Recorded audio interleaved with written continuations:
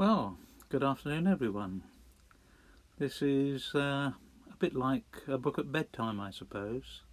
As you can see, here are some materials, and the first picture was from the 15th of April, and the Met posts there came on the 16th, and the fence posts to keep the horses out there on the 16th.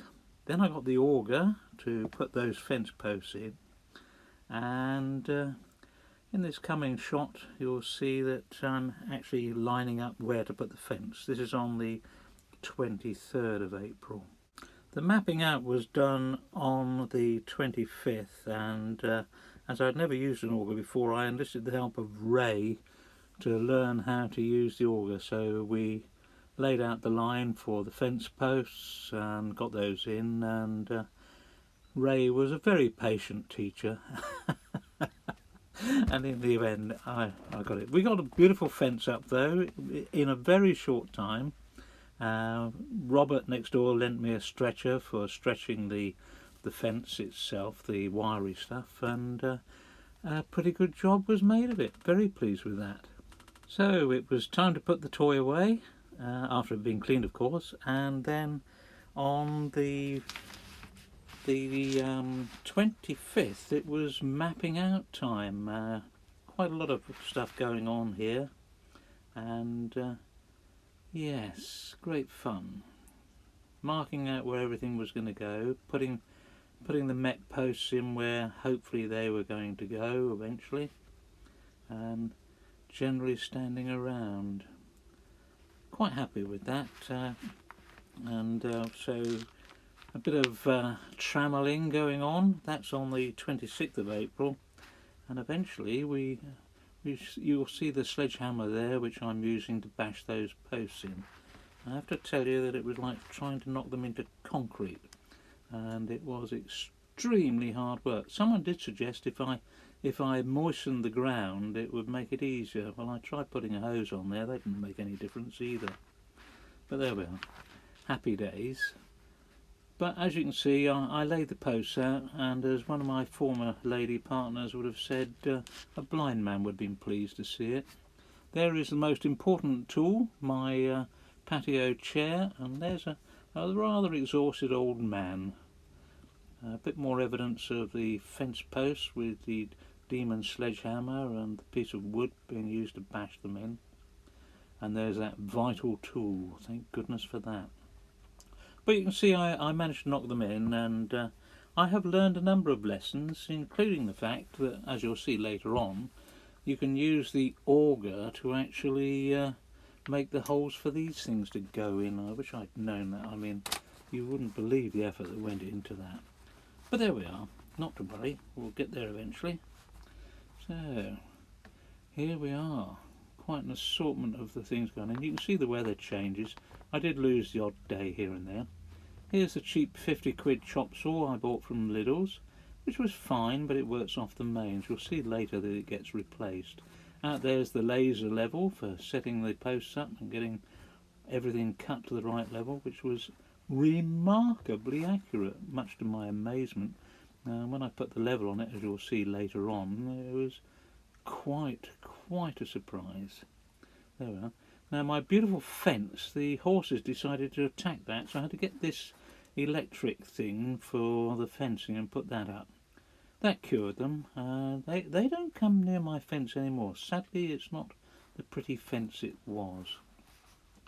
Unfortunately, Wix failed to deliver a lot of the things that I wanted, particularly the battens. In fact, they didn't deliver much of the order at all when they should have.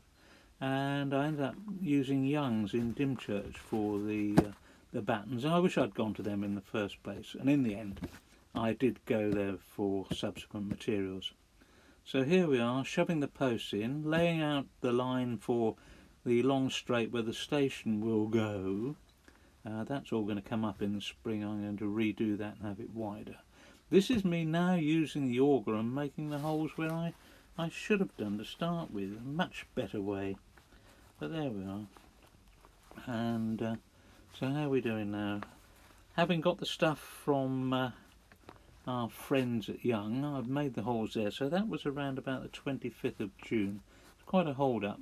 Here we are with the original plan for the track going in, which was quite simple, but I was very fortunate. I got a call from Chris. I was sharing what I was doing with Chris, and you'll see very shortly he got in touch with me and said, you do realise that people are going to lean against this and fall against it, and it might be a bit flimsy.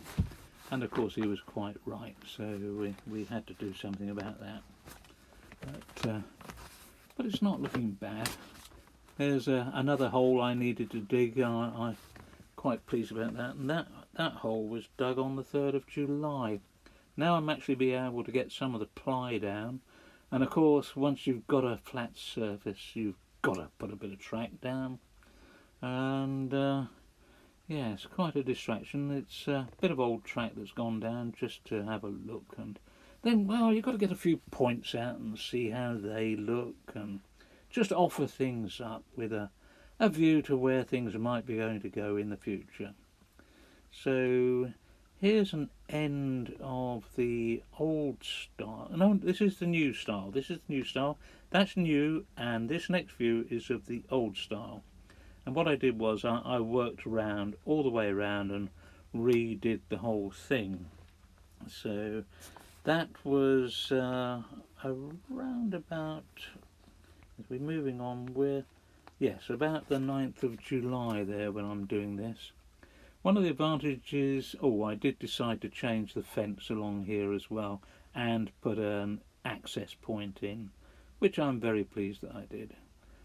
Out there with, yes, note the new cordless DeWalt chop saw, much easier to use, the essential chair to sit in, and one of the advantages of that was that when you sit there and look around you can see where the odd things are wrong, and somewhere along here there was a duff batten which had to come out, which I'm pleased about. Sunflowers are coming on, very pleased with the sunflowers, and the workstation down there, got my generator down there as well because I didn't have enough cordless tools, but working my way around, replacing all the original layout with a much more robust structure. Thanks very much for Chris. Thank goodness he said what he did when he did. It must have saved me a lot of work later on. But among other things to sort out was the access in. I decided, I think it was on a Saturday morning, I decided to make a step and put a bit of sort of pseudo station fencing up out there just to tidy that up, which certainly did improve it. And then it was experimenting with what I was going to replace the decking material with, because that was a bad idea. I looked at carving up bits of marine ply, but that wasn't a good idea. Lovely sunflowers, great distraction. The sunflowers that crop up 2 or 3 times here, they're almost like a dateline thing in a way, not for meeting other people, you know, but there we are. So there's one of the bridges that will be going in later on, and yes, tidied up the corner a bit there. Sunflowers are starting to emerge. Now we did get a rainy Wednesday in the afternoon, and I got an old Airfix signal box kit which I used for dimensions. I basically blew it up 2.5 times and made a mock-up in cardboard from an old cardboard box that I was going to make it up just as to try out, and it's the signal box for Nowhere, which is the name of the station. So I just knocked that all up and got it sorted. Well, this was taking place on about the 24th of July. As you can see, it's quite a simple thing to knock up. It didn't take me very long at all. I think Chris admonished me a bit. There you are, you'll see the original that it was based on, just everything. I did cheat with the dimensions, just multiply everything by 2.5 times. Nice and straightforward.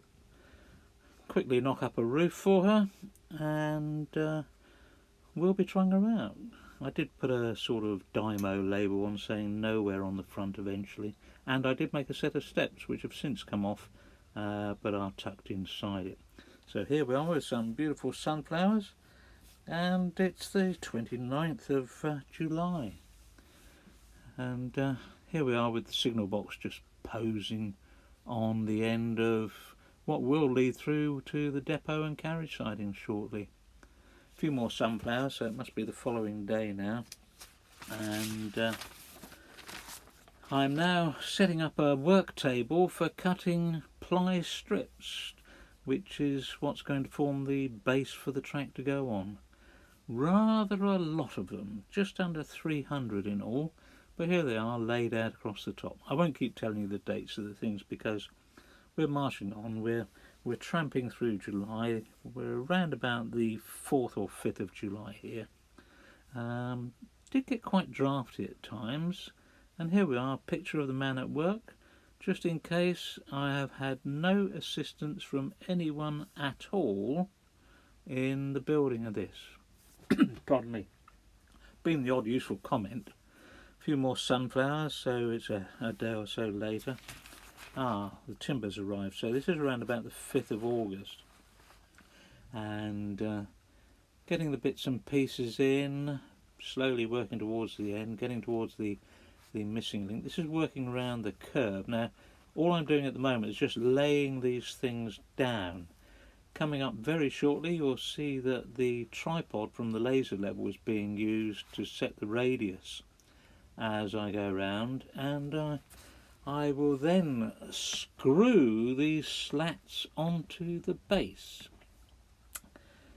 which was a great idea until I realised that I would need to give it some sort of surface protection. So very shortly we're going to see me appearing in my protective clothing, beautiful sunflowers, so that's another day starting with the sunflowers. And here I am, dressed up to deal with this noxious barn paint, which I'm going to treat the surfaces with. And of course, having screwed all those slats down, that wasn't the brightest thing that I could have done. I should have actually...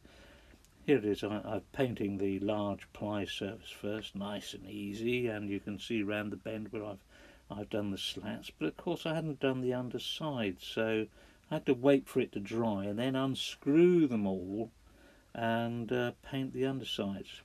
Now the rest of the timber that I was waiting for has arrived, and I can cut even more slats so I can finish off the missing link at the bottom.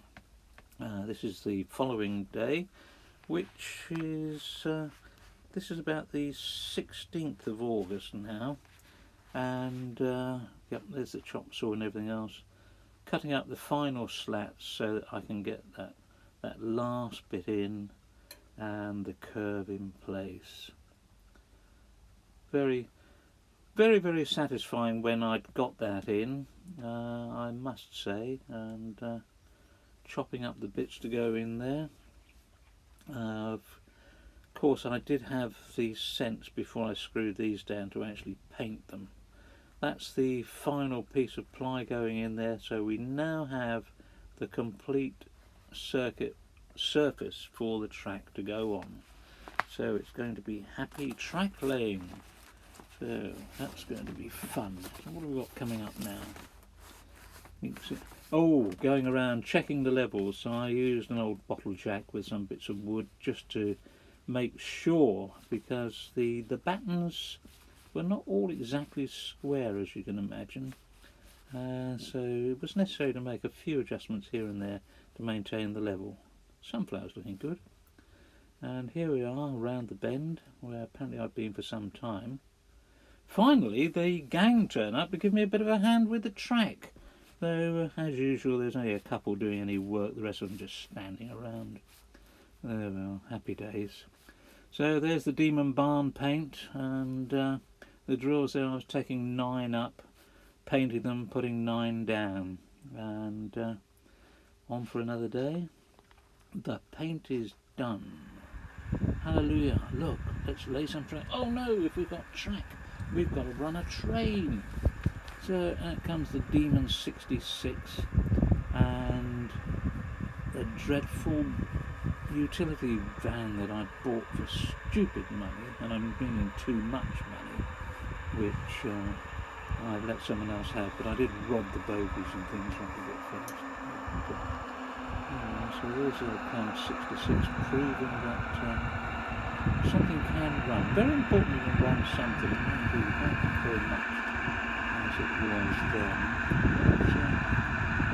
But that was great fun. So that was on the 20th of August, according to my crib sheet. And oh yes, just making sure things will go side by side. This was the Mark 1 coaches decided that, I'm sorry, that general utility van had to go. Now we're laying out. I've got a lovely straight edge for getting the track hopefully straight in the end, but getting it all down. And you'll see that the two passing loops are going in nicely, but sadly I had to rob those out because I didn't quite calculate the amount of track I needed, and to finish it off, that was it.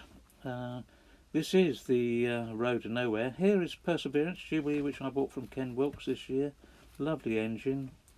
And she's just going to see how far she can get. So crossing out of the down loop onto the down main, wrong direction of running, but she's having a look around there and not doing too bad at all really. So Perseverance making her way round towards the dead end. Got a chap here flagging the end of the track in the other direction, and here she is chugging along. I'm surprised I put this bit in, but bear with us. I was excited to be able to run anything at all, but, so very pleased with this, and I think in a minute or two we'll have the engine running along sort of with the camera balanced on the buffer beam. So bear with us, but you'll see where the Road to Nowhere comes in then. I've got a pinch point on this corner which I've got to sort out. I have relieved it a little, but with the reconstruction of this area in the spring, that will be changed. Here we are. This is the sort of crow parked on the buffer beams view. The track going on. The flag is the Dorset flag. Quite a breeze. It's surprisingly windy down in the marsh. Not all the time, but it can be fun. I'm sure you're absolutely excited and clinging onto your seat with this white knuckle ride around the corner, particularly when you see the rudimentary buffer stop that the engine's going to be approaching shortly. But we're working on it. It's coming, it's very rewarding, and you'll be pleased to learn we're getting close to the end of this video, so you won't have to put up with much more. There we are, quite a robust thing. I did stop before I got to it. It does look rather abrupt from the camera point of view. There we are. So, a little bit of playing. There's Perseverance posing to be observed. Right, let's get on with getting this track done. Time to get on. Sunflowers are moving on. Here we can see the dead end in the S curve. Working on that, and a trusty pannier tank, which fortunately has been rehomed and is in the hands of a much kinder person now, is just checking out the up main in the wrong direction. The up main is incomplete at this time, but it was the first track to be completed, and completion is going to be on the 24th of August, so that's pretty good. A bit of flickering from the flag. You can see the wind. Look at the poor old sunflowers that have been blown around. Yeah, got to be robust down on the marsh, you know. So there's the old pannier. There's a view of the track around, so it's slowly coming together. And here we are moving towards the missing link. So lots of stuff going on, and finally we've got the up main in. It was around about now I discovered that I was going to have to rob out the up main loop and part of the down main loop. to have something to finish off the down main. So celebrating the completion of the up main, here comes Perseverance pulling her 3-coach train. Quite a light load for that engine. Very, very good engine. So here I am rabbiting on. I think you're being subjected to a full circuit here, which will probably take the best part of 2 minutes. I'm not a TGV type exponent. There you can see where the down main was ending at the moment, just behind the final carriage there. Robert, my next door neighbour, who lent me the stretcher with his dog, he's the one that's responsible for the 3 horses the other side of my fence. So chugging around, and thanks Ken, lovely engine, works very well, and of course thanks Chris for swapping out the radio control. As you can see, the down main needs completion, and it's going to get it. It may only be the guess it says working up main on the 23rd of the 8th, up main complete, Jubilee goes round, and yeah, so very satisfying. So that got me going, and of course I've worked very hard, and in the next bit you can see where the missing link goes in for the down main. So we now have a double track main line, and you might just be able to pick out the fact that I've had to rob out the loops to make up my shortfall. Happy days.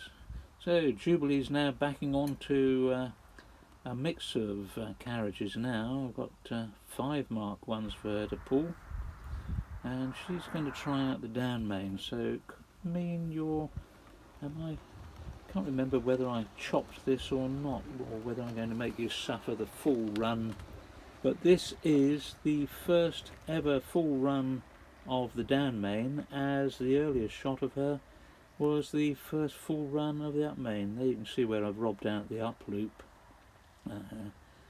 and it was quite a while before I got the replacement track in for it. Yeah, I mean, I've got another 50 yards of track in the shed waiting for the extension, and I'm waiting on Rails of Sheffield to supply another box of track which is on back order with them. So should be able to get the carriage sidings and everything done, and the depot in, and the lighting up point for the live steam and everything done in the spring quite happily. Also widening for the railway station to go in. So yes, it does look like I'm making you suffer the full run, and I could have run her much more quickly, but I think with this first run over the track, I think there would be a temporary speed restriction in force on there. Ballast won't have settled, not that there's any ballast to settle. It's getting quite late in the day when this was done. It's on August the 23rd, and I think I got this finished about 7 o'clock in the evening. Sadly, I don't think I had any alcohol to celebrate the occasion with, so it was a day or two before I could raise a glass of wine to the track. Thanks very much for putting up with this. Of course, you can just fast wind forward to get rid of it at any time, so it's not a problem. There's not much left. We, having run electric round there, you've got to try out a bit of live steam. So the following day we'll see what happens. So on the following day we're going to have a bit of live steam, courtesy of a Great Western Prairie tank. But here's a Jubilee just coming in. I think I celebrated with a couple of runs here, so all good clean fun, as they say. Lovely engine. Very, very pleased to get the track done in a relatively short time. So here we are, it's coming up on the next day, and here's my Accucraft Large Prairie steaming up. Off she goes. There's that tight spot. I have semi-sorted it, but with the I think I've kinked the track or something there. The hand of God sneaks in behind and gives her a shove and sets her on her way. Also, I needed to open the regulator a bit more. I need to change the regulator on that to the later one. But there she goes, and after she'd done a couple of turns with the carriages, I took those off and let her have a race round on her own. I'm pleased to say that the track does support reasonably quick running, but I don't recommend it. There's another shot of her. Very, very good engine that, and it was so good that I've got my name down for one of the moguls when Graham's got them out. So just coming up for a little bit of light engine work, possibly in the other direction, I'm not sure. No, there she is. Whoosh. Super little engine. Very, very good.